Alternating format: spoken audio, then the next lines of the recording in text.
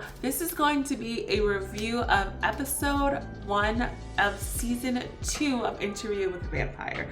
If you're not caught up with Interview with a Vampire season 1, stop what you're doing, no matter what. Or are you in the middle of heart surgery? Stop. Go watch that season. It's a quick binge and it's a really good show. Really good show. Season 2 premiered yesterday and we're here to talk about it. I have a little bit of an homage to Claudia. This is, if not the screen accurate, a really good replica of her hat in an upcoming episode. We already have some pictures of her in this outfit, so that's how I ended up with it. And my video of how I cosplayed that look is probably up on the channel already, so you can check out that video.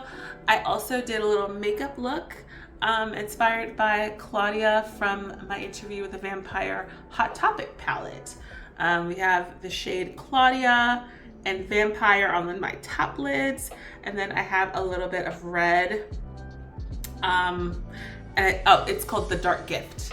The Dark Gift of red shadow in my lower lash line and waterline to, give an homage to Claudia's eyes. So we're ready to talk about this episode. It's called What Can the Damned Say to the Damned? And this episode was so good. Such a solid start to the season. First of all, the relationship between Louis and Claudia and what Louis says and how he really feels. Now, I loved the relationship between Louis and Claudia, especially as they were father and daughter in the first season, as opposed to when they became more brother sister. I feel like that's when it became more antagonistic. And I think that was more of a response from Claudia's perspective of not wanting Lestat to play a father figure to her. So she couldn't refuse one without the other. So I think that's how that came about. But yeah, their relationship was always one of my favorite relationships in the show in season 1. In season 2, we see it fractured, but rebuilding at the end of the episode, and that's all we can ask for. That's all we could want.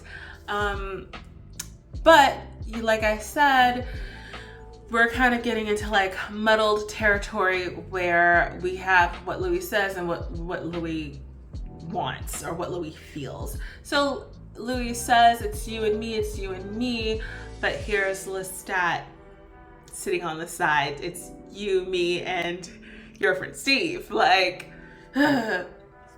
so, and then we have Lestat saying things that could arguably be representative of what Louis actually feels. He's still side-eyeing Claudia.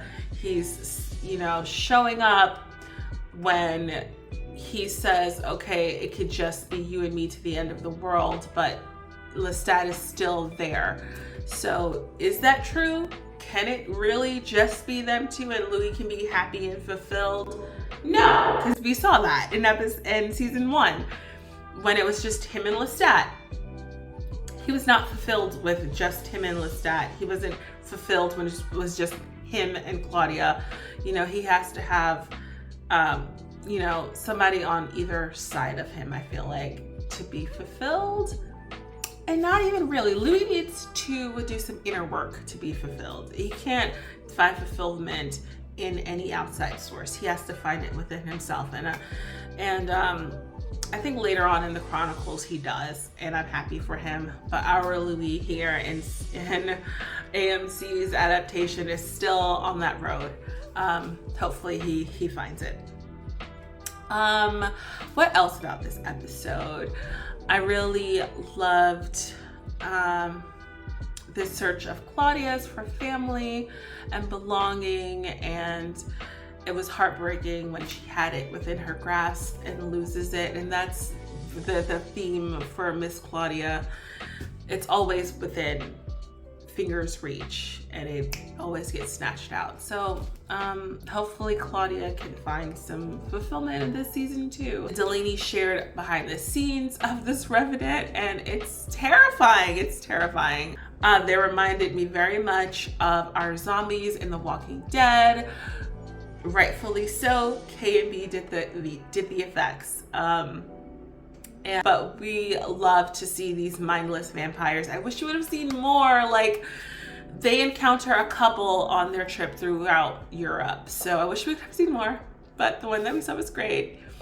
And we saw another ancient-ish vampire who was desperately trying to make more and more and more vampires. But Louis and Claudia come and they tell her, yeah, we don't think that's gonna work, sis. The blood is bad here, and you trying to make vampires, you know, when you're clearly not in a great state, plus feeding on these mortals who are in a horrible state themselves, yeah, we don't think it's gonna work. So we see her doing that, and that is how the Revenants are coming about in this part of Romania where they are. In the books, I believe it's not really clear how the Revenants are made, but it's I think it's implied that they're vampires who, like, it didn't take, or they were not good candidates for the dark gift, so they just went mad when they were made into vampires. But yeah, I wish we would have seen a little bit more of them. They encounter a couple, and this lady vampire, I'm forgetting her name, but she was really interesting, and I hope that she doesn't take the place of the mad lady vampire that we meet in the Coven under Les Innocents in Paris. But if so, it's fine. You know, she has a similar trajectory of this vampire, old ancient vampire in the Coven. So we'll see how that goes. Armand and Louis, I'm so confused about this dynamic. I'm so confused about what they want from Daniel, what they don't want from Daniel, what they want from each other. So I'll be really curious to see how that relationship unfolds, and what the meaning of the story is for Louis and what it is for Daniel. So I'm really curious about that. I also loved in this episode how we have Sam, who is portraying Lestat through Louis' eyes. In season 1, it was also through Louis' lens, but now Lestat is not himself. Lestat is a manifestation of Louis' inner thoughts and feelings. And I really loved how, to make that subtle difference, Sam decided to mimic how Louis speaks, mimic his tone, mimic his stride, his way of walking and talking and body language. I thought that was a brilliant choice from Mr. Sam Reed. And yeah, I heard some people saying that they wished Lestat was in this episode more. Girl, this is interview with the vampire, with Louis Dupont du Lac being the titular vampire. Lestat can go rot in that dumpster and stay there for all I care. Sorry. But speaking of that, going back to that, I really wished that we would have, that the writers and producers, whoever the showrunners, would have, one, not revealed that Lestat was alive. I think this Louis seeing him in this Paris and Eastern European adventure would have made it more, they would have been able to play more with, is this a ghost? Is this a hallucination? Is he real? if they would have left it more ambiguous that if Lestat was actually dead. So I really wish they wouldn't have revealed that Lestat was still alive. Overall, I feel like it was a really nice start to the season. I mean, when I first saw the episode, I was like, oh my God, yes, thank you, our vamps are back. That was just like the overwhelming feeling of like love and like appreciation, like they're back on our screen. The second viewing of this more nuanced viewing, if you will, I think it was really great in establishing you know, our Louis and Claudia's relationship. The fracture, the rebuilding, I think it was really nice for that. I really wish we would have stayed a little bit longer. And I know we are so beholden to budget and 8 episodes. I really wish we could have stayed longer in Eastern Europe, at least 2 episodes to really dig into that relationship and that feeling of bleakness and how the war really affected them. I feel like that part was really rushed through, and it's probably budgetary reasons. You know, how many explosions can we do? How many soldiers and guns and how much of like war could they have showed and have it be believable and all that. I feel like it was a little bit glossed over. I really wish we could have stayed longer in it. I wish we could have developed that relationship with Morgan and Louis a little bit more like it was in the book as well. It would have been more, I think, devastating if they could have built more of a friendship over an episode and then have it snatched away in the next one. That's just my humble opinion.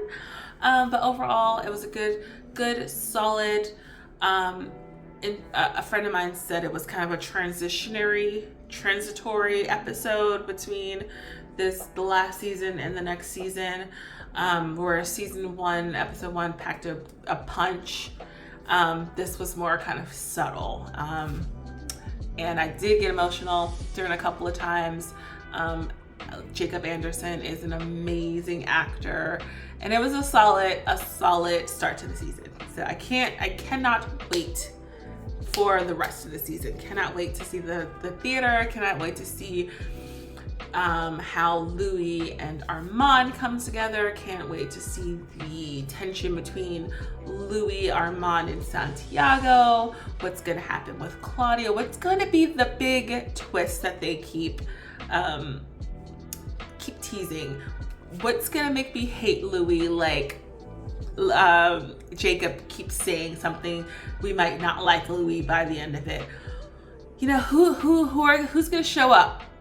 Those who must be kept? What's gonna happen? But I'm really excited to see. So yeah, thank y'all for watching this review, and we'll see you in the next one.